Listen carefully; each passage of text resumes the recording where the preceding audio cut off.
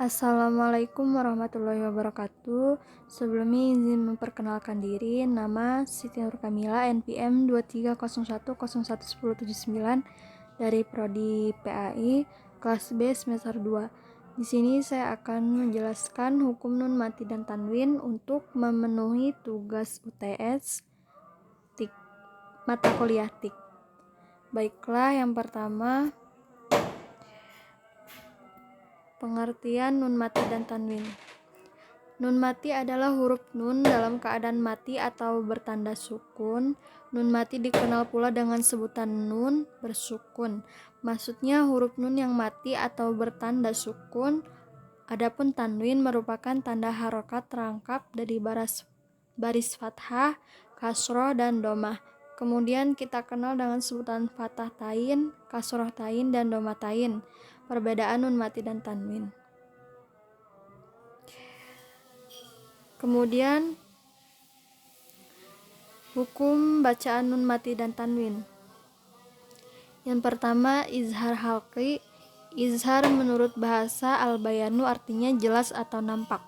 Sedangkan halqi artinya tenggorokan. Menurut istilah izhar halqi berarti bunyi bacaan jelas dan tidak berdengung. Sebab hukum izhar halqi apabila nun mati atau tanwin bertemu dengan huruf izhar halqi maka dibaca jelas dan tidak berdengung.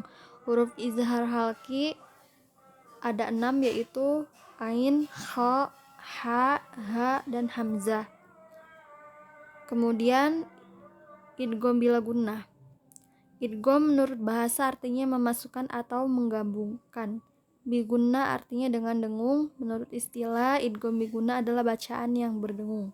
Sebab hukum idgham bigunnah apabila nun mati atau tanwin bertemu dengan huruf-huruf idgham bigunnah maka dibaca berdengung. Huruf-huruf idgham bigunnah ada 4, yaitu ya, waw, nun, dan mim. Kemudian adapun idgham terbagi 2 bagian. Yang pertama idgham nakis bigunnah, yang kedua idgham kamil bigunnah. Idgham nakis adalah hilangnya hakikat huruf, akan tetapi yang tersisa tinggal sifatnya, yaitu gunnah atau dengung atau kadar bobot sentuhan getaran al-khayshum atau dengung atau gunnah yang kurang sempurna dan bertempo 2-3 harokat. Terjadi pada bunyi nun sukun atau tanwin dilebur menjadi ya atau waw. Al-idgham nakis bigunnah sesudahnya dengan tidak sempurna. Dengan begitu ikrabnya idgham bigunnah nakis bil khayshum. Kemudian idgham bila gunnah. Idgham menurut bahasa artinya memasukkan atau menggabungkan. Bila gunnah artinya tidak berdengung. Menurut istilah, idgham bila gunnah adalah bacaan yang tidak boleh dibaca berdengung. Sebab hukum idgham bila gunnah apabila nun mati atau tanwin bertemu dengan huruf-huruf idgham bila gunnah maka dibaca tidak boleh berdengung. Huruf-huruf idgham bila gunnah yaitu ada 2, lam dan ro. Kemudian hukum bacaan iklab. Iklab secara bahasa artinya menukar atau mengganti. Secara istilah, iklab adalah mengganti bunyi nun sukun atau tanwin kepada suara mim sukun saat bertemu dengan huruf ba.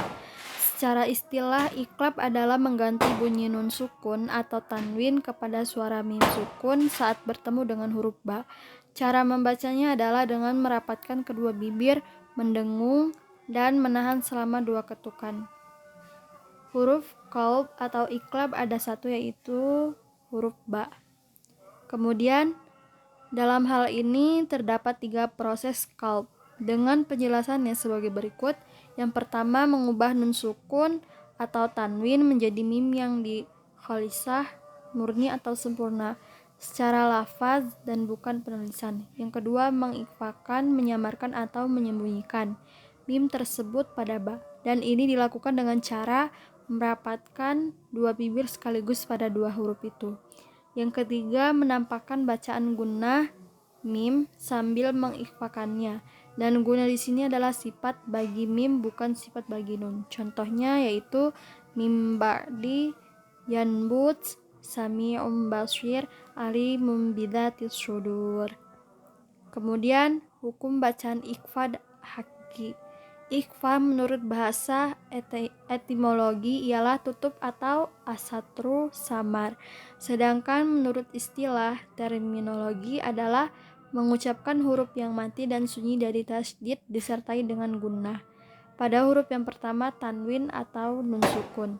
Huruf ikhfa ada 15 yaitu kaf, kof, fa, lo, to, do, shod, shin, sin, zain, la, dal, jim, sa, ta.